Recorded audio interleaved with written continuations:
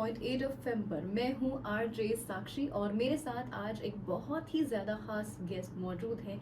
आज मेरे साथ मौजूद हैं doctor Gajendra Kumar Goyal, director department of cardiology, Marengo Asia hospitals. आज दिल की बातें ना हम दिल से करेंगे क्योंकि आज ना दिन ही कुछ ऐसा है, क्योंकि आज का दिन है वर्ल्ड हार्ट डे। हम आज यहाँ पर मना रहे हैं, इसके बारे में हम बात करने वाले हैं बहुत सारी, और डॉक्टर मेरे साथ मौजूद है। आज आपके बहुत सारे सवालों के जवाब, जो कि कभी कभी होता है ना कि हमें सवालों के जवाब पता नहीं होते हैं और हम बस इस केस में रह जाते हैं, हम बस बैठ जाते हैं, नहीं पता तो छोड़ देते हैं उन बातों को। शायद नहीं पता होने के वजह से उन बातों पर हम निगलेक्ट कर देते हैं, उन बातों को हम उन बातों को भूल जाते हैं, इग्नोर कर देते हैं। और उसके बाद क्योंकि दिल की बातें हैं और ये बहुत ही ज़्यादा सेंसिटिव हो जाती हैं, चाहे इमोशनली करें, चाहे इसमें हम हार्ट की बात करें ना, तो बात गड़बड़ हो जाती है अगर आप लापरवाह हो जाएं तो। लेकिन आज इन्हीं बातों को लेकर हमारे साथ डॉक्टर मौजूद हैं, जो आज हर छोटी सी छोटी बात आप तक पहुंचाने की हम कोशिश करेंगे। मैं सवाल करूंगी और डॉक्टर यहाँ पर जवाब देंगे। सबसे पहले डॉक्टर, स्वागत है आपका हमारे इस कार्यक्रम में। थैंक यू साक्षी। मैं सबसे पहले लिसनर्स को ये वेरी वर्ल्ड हार्ट डे 29 सितंबर को मैं आपको सभी को थैंक यू साक्षी। सबसे पहले तो मैं सभी लिसनर्स को I want to wish a very happy world heart day. ये वर्ल्ड हार्ट डे हम 29 सितंबर को एवरी ईयर वी सेलिब्रेट। ये 2000 से स्टार्ट हुआ था। जो मेन एम है to celebrate the world heart day all over the world, कि जितना ज़्यादा हम अवेयरनेस क्रिएट करें हार्ट डिजीज़ के बारे में, और हार्ट डिजीज़ और वेस्कुलर डिजीज़ या स्ट्रोक की बीमारियां हैं, तो ताकि हम अपने आप को इन बीमारियों से बचा सकें, और बहुत सारी ऐसी जो प्रीमेच्योर डेथ्स हैं, जो अर्ली डेथ्स हैं, उसको हम बचा सकें। तो ये इस वर्ल्ड हार्ट डे का स्पेशली हमारा एम यही है कि इसको ज़्यादा से ज़्यादा हम अवेयरनेस क्रिएट करें। बिल्कुल, अवेयरनेस यानी कि जागरूकता होनी बहुत ज़्यादा ज़रूरी है। इसी के साथ डॉक्टर, सबसे पहला सवाल, क्योंकि दिल की बात हो रही है, हार्ट की बात हो रही है, तो हार्ट डिजीज़ेस के बारे में बात करें तो कौन कौन सी हार्ट डिजीज़ेस इसमें शामिल हैं जो कि रिस्क जो है बढ़ा देती हैं? हार्ट डिजीज़ के बारे में आप जानना चाहते हैं? हार्ट एक ऐसा ऑर्गन है जो हमारी पूरी बॉडी को ब्लड सप्लाई देता है। तो ये लगातार पूरी जिंदगी हार्ट धड़कता है। ऑलमोस्ट 1 लाख से ज़्यादा बार दिल हमारा धड़कता है पूरे एक दिन में। और हमारी जो शरीर में धमनियां है, उसका एक बहुत बड़ा एक नेटवर्क है जो कि अराउंड 1 लाख किलोमीटर का नेटवर्क है, जिसको पूरा हार्ट जो है पूरा दिन उसको ब्लड सप्लाई देता है। 1 मिनट भी हमारा बॉडी का कोई भी ऑर्गन ब्लड सप्लाई के बिना नहीं रह सकता। लेकिन हार्ट को भी अपने वर्किंग के लिए ब्लड सप्लाई की रिक्वायरमेंट है, जो कि हार्ट की मेन 3 आर्टरीज होती है जो हार्ट को ब्लड सप्लाई करती है। अगर इन 3 आर्टरीज में कोई ब्लॉकेज आ जाती है, जैसे कोलेस्ट्रॉल डिपॉजिट हो गया, तो ब्लॉकेज आ जाती है, तो हार्ट की ब्लड सप्लाई कॉम्प्रोमाइज हो जाती है, तो हार्ट की फंक्शनिंग पे इफेक्ट होता है। तो ये एक मेन रीजन है हार्ट डिजीज होने का। बिल्कुल। तो डॉक्टर, अगर जानना चाहो इसके सिम्टम्स के बारे में, किस तरह से जो है ये डेवलप होते हैं? जैसे आपने अभी कोलेस्ट्रॉल का यहाँ पर नाम लिया, सिर्फ हमें, अगर आम लोगों की बात करें तो शायद से हमें सिर्फ इन्हीं बातों के बारे में पता है कि कोलेस्ट्रॉल है तो हार्ट अटैक पड़ने के चांसेस जो हैं वो ज़्यादा हो जाते हैं। लेकिन क्या इसके अलावा भी कोई सिम्टम्स हैं जिसकी वजह से हम जान सकते हैं? जो मुख्य जो सिम्टम्स हैं जो हम लेते हैं हार्ट डिजीज के, सीने में भारीपन होना, सांस फूलना, धड़कन की शिकायत होना, या जल्दी थक जाना, फटीग होना, जल्दी फटीग होना, ये मेन सिम्टम्स हैं हार्ट डिजीज़ के। इसमें सबसे इम्पॉर्टेंट सिम्टम जो है चेस्ट में भारीपन होना, सीने में दर्द होना। जनरली क्या होता है कि जैसे हम कोई काम करते हैं, एक्सर्शन करते हैं, चलते हैं, अगर हमारे सीने में भारीपन होता है और अगर हम रुक जाते हैं तो उसमें आराम आ जाता है, तो एक हार्ट डिजीज़ होने का एक बहुत मेन सिम्टम है। और इसके साथ साथ अगर हम चलने में सांस फूलता है, जैसे कि हम बहुत ज़्यादा काम करते हैं, वो सांस फूलना एक नॉर्मल चीज़ है। लेकिन अगर आपको थोड़ा ही काम करने में, सपोज एक फ्लाइट ऑफ स्टेयर्स उस पर चढ़ने में सांस फूलता है, या आपको आधा किलोमीटर चलने में ही सांस फूल जाता है, तो ये एक ऐसे सिम्टम्स हैं कि हार्ट डिजीज़ की शुरुआत होने की एक हमें साइन देते हैं। इसके अलावा अगर आपको धड़कन की शिकायत रहती है, कई बार क्या होता है कि कई एक्सर्शन करने में धड़कन है, या बैठे बैठे सडनली आपको एक धड़कन आपकी तेज हो रही है, और अगर आपको थकावट बहुत जल्दी हो जाती है कि जो काम आप एक एक घंटा आराम से कर लेते हैं, अब आपको 10-15 मिनट करने के बाद ही थकावट हो जाती है। तो ये ऐसे सिम्टम्स हैं, अगर इन सिम्टम्स आपको है तो आपको अपना एवेल्यूएशन ज़रूरी है, अपनी आप टेस्ट कराएं, और ताकि उसके अकॉर्डिंगली हम जो भी लाइफस्टाइल मॉडिफिकेशन की रिक्वायरमेंट है, मेडिकेशन की रिक्वायरमेंट है या एडवांस ट्रीटमेंट की रिक्वायरमेंट है, वो पहले ही किया जा सकता है। आपने जो है 30,000 से भी ज़्यादा एंजियोग्राफी की हुई है। एंजियोप्लास्टी की बात करें तो 15,000 से भी ज़्यादा है। पेस मेकर की बात करें तो 1,000 से भी ज़्यादा आपने प्रोड्यूस किए हैं। लेकिन ये थोड़ा सा टेक्निकल टर्म्स हैं जो मैं अभी हमारे लिसनर्स जो हमारे सुन रहे हैं, हमारे जो व्यूअर्स हमें देख रहे हैं, साथ ही आपसे जानना चाहूँगी, अगर हम बात करें इन दोनों ही टर्म्स की, एंजियोग्राफी और एंजियोप्लास्टी की बात करें लेमैन लैंग्वेज में, कैसे डिफरेंशिएट कर सकते हैं और इनका क्या मतलब है? अगर हम डिफ्रेंशिएट करें एंजियोग्राफी और एंजियोप्लास्टी में, एंजियोग्राफी एक टेस्ट की तरह हम कहते हैं, जैसे कि हम बाकी टेस्ट कराते हैं, हार्ट से रिलेटेड ईसीजी का टेस्ट कराते हैं, इकोकार्डियोग्राफी का, ट्रेडमिल टेस्ट का टेस्ट कराते हैं, उसी तरह एंजियोग्राफी हार्ट का टेस्ट है, जिससे हमें पता चलता है एग्जैक्ट कि हार्ट की आर्टरीज में ब्लॉकेज कितनी है। तो जनरली जो हम सिग्निफिकेंट ब्लॉकेज मानते हैं, अगर 70% से ज़्यादा ब्लॉकेज है तो हमें उसके आगे फर्दर ट्रीटमेंट की रिक्वायरमेंट रहती है, चाहे हम उसको एंजियोप्लास्टी स्टेंटिंग से करें या उसको हम बाईपास सर्जरी से करें। तो एंजियोग्राफी एक टेस्ट की तरह है और एंजियोप्लास्टी उसका ट्रीटमेंट है। जी बिल्कुल। और डॉक्टर, अगर पेस मेकर की बात करें यहाँ पर, क्योंकि आपने 1,000 से भी ज़्यादा पेस मेकर जो हैं वो प्रोड्यूस करे हैं, तो इसके बारे में आप, मतलब पेस मेकर, क्योंकि हम सिर्फ फिल्मों में ये चीज़ें हम सुना करते हैं कि पेस मेकर लगा हुआ है या इसके बारे में, लेकिन सही जानकारी क्या है वो शायद से हम आम लोगों को नहीं पता है, तो आप कैसे बताएंगे? हमारी जो हार्ट की नॉर्मल धड़कन है वो 60 to 100 के बीच में रहती है, जिसको हम नॉर्मल धड़कन मानते हैं। लेकिन हम सपोज एक्सरसाइज करते हैं, कोई एग्जर्शन करते हैं, तो ये हमारी हार्ट की धड़कन 140, 150 और इससे भी थोड़ा ज़्यादा जा सकती है। जनरली हमें पेसमेकर की रिक्वायरमेंट तब होती है अगर हम हार्ट की जो धड़कन है हमारी 50 से कम हो जाए और उसके साथ साथ हमें सिम्टम्स होने लग जाएं, हार्ट बीट कम होने के। तो सिम्टम्स मेनली होते हैं कि चक्कर आना, आंखों का आगे अंधेरा आना या बेहोशी हो जाना। अगर ये सिम्टम्स हैं और इसके साथ साथ अगर हमारी हार्ट की बीट 50 से कम है, स्पेशली अगर 40 से भी कम है, तो ये एक इंडिकेशन बन जाती है हमारी पेसमेकर लगाने की। तो पेसमेकर का क्या वर्क रहता है कि वो हमारे हार्ट के 2 चैम्बर्स में वो लीड्स हम इम्प्लांट करते हैं और उसको एक पल्स जनरेटर होता है जिसको हम बैटरी लेमैन लैंग्वेज में कह सकते हैं, उससे वो इलेक्ट्रोड्स वो अटैच रहते हैं। तो वो कंटिन्यूसली हमारी हार्ट बीट को वॉच करती है। जैसे ही हार्ट बीट 60 से भी कम जाती है तो वो उसको टेक ओवर कर लेती है और पेसमेकर से हमारी धड़कन कंटिन्यू चलती रहती है। बिल्कुल। तो यहाँ पर डॉक्टर, मेरा अगला सवाल जो कि कुछ थोड़ा अहम मैं कहूँगी इसे, कि इसका क्या रोल है, जो रिमोट मॉनिटरिंग इन पेस मेकर की हम केयर की बात करें तो वो किस तरह से आप बताएंगे? जनरली जब हम पेसमेकर इम्प्लांट करते हैं तो ये स्किन के नीचे ही रहता है, बाहर से नज़र नहीं आता है। तो इसकी मॉनिटरिंग जनरली हमें इसके ऊपर जो इसका डिवाइस है उसके थ्रू हम ऊपर से ही कर सकते हैं। लेकिन अब क्या है, रिमोट मॉनिटरिंग भी पॉसिबल है कि आप पेशेंट अपने घर पे है, लेकिन हमारे जो सिस्टम है वो इंस्टॉल होते हैं हॉस्पिटल्स में या अदर प्लेसेस में। अगर पेशेंट को कोई पेसमेकर मॉल फंक्शन हो जाता है या हमें ऐसा लगता है कि पेशेंट की जो धड़कन है वो इरेगुलर हो रही है डिस्पाइट पेसमेकर्स, तो उसके इंडिकेटर्स हम आ जाते हैं, तो हम पेशेंट्स को इन्फॉर्म कर सकते हैं कि ये आपको प्रॉब्लम हो रही है, कि हमें पेसमेकर्स को रीसेट करना है या कुछ मेडिकेशन उसमें और ऐड करनी है। तो ये बहुत सारी एडवांटेजेस रहती हैं रिमोट मॉनिटरिंग की।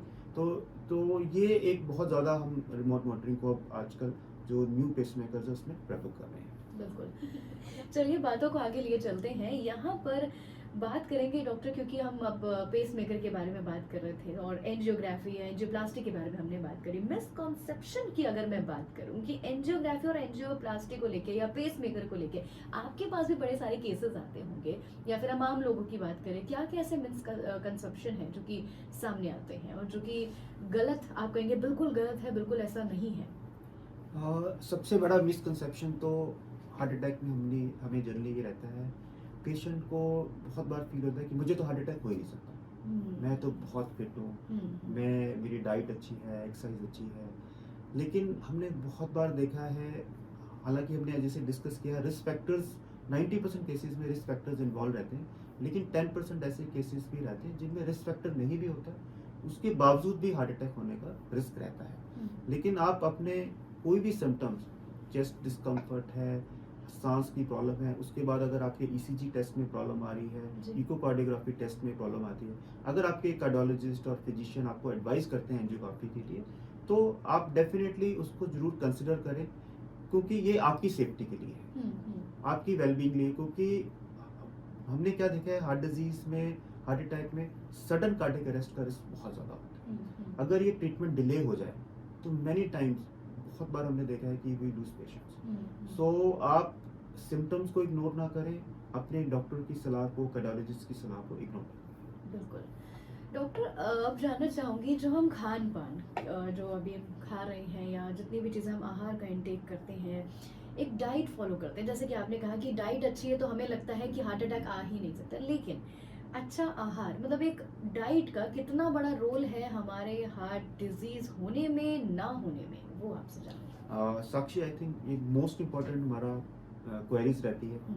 डाइट का बहुत ही ज़्यादा इम्पॉर्टेंट रोल है हार्ट डिजीज होने में और हमें हार्ट डिजीज से बचाने में। तो डाइट में हम अगर हम देखें, मेजॉरिटी में हमें 3 कंपोनेंट्स होते हैं, कार्बोहाइड्रेट्स, प्रोटीन्स एंड फैट्स। ये हमारे कंपोनेंट्स होते हैं, मेन कंपोनेंट्स डाइट के।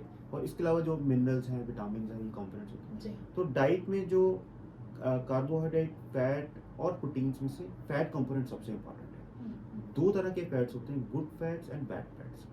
गुड फैट्स वो होते हैं जो हमारे गुड कोलेस्ट्रॉल को बढ़ाते हैं और हमारे बैड कोलेस्ट्रॉल को कम करते हैं।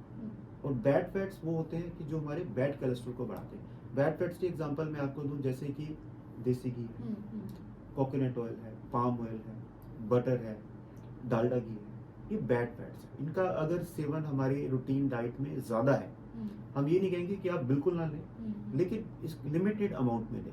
अगर इसका सेवन ज़्यादा है तो हार्ट डिजीज होने का रिस्क ज़्यादा है। इसके अलावा गुड फैट्स होते हैं हमारी डाइट में, जिसको कि ज़्यादातर हम जैसे रिफाइंड ऑयल की फॉर्म में कहते हैं। सबसे इंपॉर्टेंट जो है ऑलिव ऑयल है, कैनोला ऑयल है, ग्राउंड नट ऑयल है, मस्टर्ड ऑयल है और राइस ब्रान ऑयल है। ये एक हम इनको लेते हैं गुड फैट्स में। अगर हम बैड फैट्स के बजाय गुड फैट्स अपनी डाइट में लें, क्योंकि ये जो गुड फैट्स हैं इनमें omega 3 fatty acids, omega 6 fatty acids, इनकी मात्रा ज़्यादा होती है। तो ये हमारे हार्ट के लिए बेनिफिशियल है। तो अगर इनका हम सेवन करेंगे तो हमें हार्ट डिजीज होने का रिस्क कम है। इसके साथ साथ जो डाइट में और हमें प्रिकॉशंस है, जैसे हमें ट्रेडिशनल इंडियन डाइट है, we take more fruits and vegetables, वो हार्ट के लिए बहुत ही ज़्यादा बेनिफिशियल है जी। लेकिन ऑन द कॉन्ट्रे हमारी जैसे इकोनॉमिक डेवलपमेंट हो रही है, तो जी। हमारा एक लाइफस्टाइल बहुत ज़्यादा खराब हो रहा है कि हम ज़्यादा फास्ट फूड की तरफ जा रहे हैं। बिल्कुल तो बिल्कुल। फास्ट फूड में जो सबसे इम्पोर्टेंट है कि आपका एक ट्रांस फैटी एसिड्स, क्योंकि वो डीप फ्राइड फूड होते हैं, ट्रांस फैटी एसिड ज़्यादा होता है उसमें, ओवरऑल फैट का कंटेंट ज़्यादा होता है उसमें, सॉल्ट का कंपोनेंट बहुत ज़्यादा है, बहुत ज़्यादा सॉल्ट उसमें डाला जाता है। तो ये हमारे हार्ट के लिए बहुत ही हार्मफुल है। बहुत जल्दी, जो आप मान के चले, ऑलमोस्ट 3 टाइम ज़्यादा रिस्क बढ़ जाता है अगर हम जो स्ट्रीट फूड या हम जंक फूड या फास्ट फूड लें एज कम्पेयर टू अगर हम फ्रेश फ्रूट्स एंड वेजिटेबल्स और ट्रेडिशनल इंडियन डाइट। बिल्कुल बिल्कुल। डॉक्टर, मेरा अगला सवाल आपसे कि बात करें अगर कोविड की, तो कोविड के बाद की अगर इफेक्ट्स की बात करें, जो पोस्ट कोविड इफेक्ट्स की अगर हम बात करें, तो उसके बाद कहीं ना कहीं केसेस में बढ़ोतरी जो है वो दिखी है। वो जैसा कि हम आम लोगों को दिखा है कि हार्ट अटैक जो है ज़्यादा बढ़ने लगे हैं। किस तरह से अब इस टाइम पर, क्योंकि अब आने वाला जो टाइम है, वायरस, बीमारियां बहुत ज़्यादा बढ़ती जा रही हैं, चाहे हम बात करें फास्ट फूड की वजह से भी ऐसा हो रहा है या फिर कोविड की वजह से पोस्ट कोविड इफेक्ट्स भी बहुत ज़्यादा हो रहे हैं।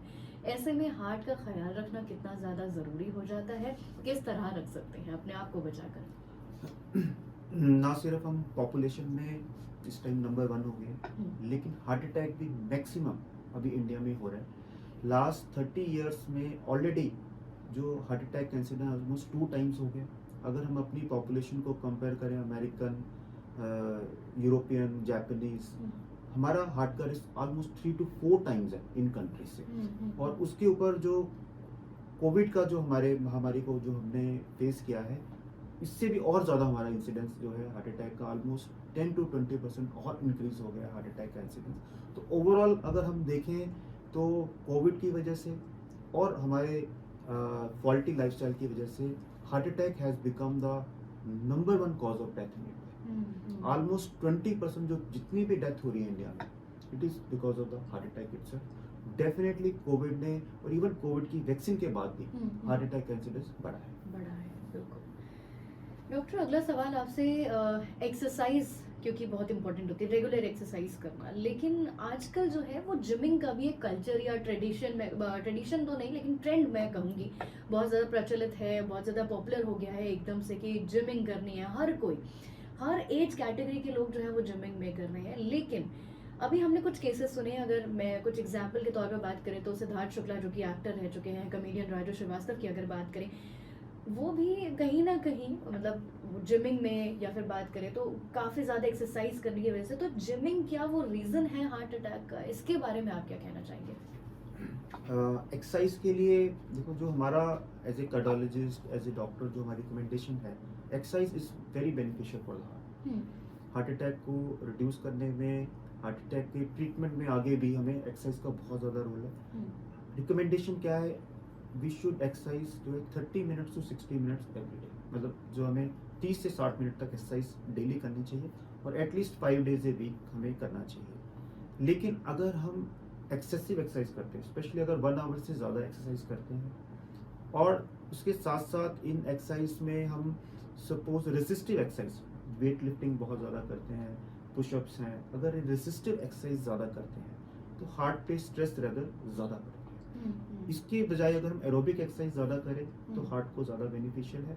लेकिन एक्सेसिव एक्सरसाइज के जैसे आपने एग्जांपल्स दिए हैं, राजू श्रीवास्तव का, सिद्धार्थ शुक्ला का, तो ये जो अगर एक्सेसिव एक्सरसाइज की वजह से ये आई थिंक ये रीज़न है। लेकिन still exercise is very good for the heart. We should encourage more and more exercise. जो हमने देखा है दिल्ली एनसीआर में ऑलमोस्ट 80% जो हमारी population don't exercise at all, कोई एक्सरसाइज नहीं इन एनी फॉर्म। तो एक्सरसाइज बहुत ज़रूरी है, बट जो टेक होम हमारा मैसेज है कि एक्सेसिव एक्सरसाइज भी शुरू होगा। बिल्कुल, कहते हैं ना वो किसी भी चीज़ की अति बिल्कुल ख़राब होती है, तो अगर आप अनलिमिटेड या फिर लिमिट से ज़्यादा करेंगे तो वो आपको आपकी हेल्थ को ख़राब करेगी करेगी। तो यही अभी डॉक्टर का ये मैसेज जो कि आप सभी के लिए कि ज़्यादा एक्सरसाइज करने से बचें, लेकिन एक्सरसाइज को ना छोड़ें।